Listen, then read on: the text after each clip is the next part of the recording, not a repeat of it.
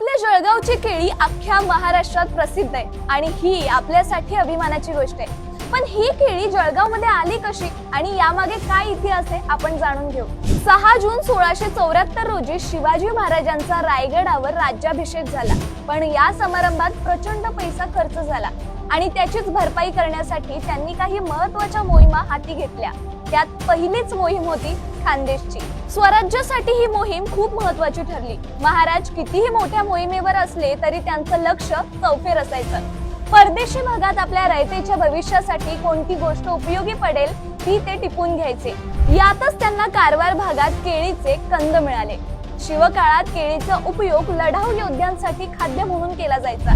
हे मोहिमेवर असताना वाहून न्यायलाही सोपं खाद्य होतं। यातून सर्व प्रकारची जीवनसत्व आणि प्रचंड ऊर्जा मिळायची।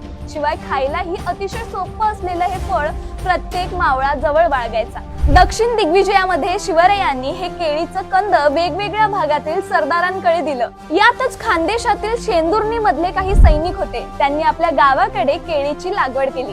माणूस पेरला तरी उगवून येईल अशी म्हण खानदेशात प्रसिद्ध आहे, कारण इथल्या काळी माती आणि सुपीक जमिनीमुळे।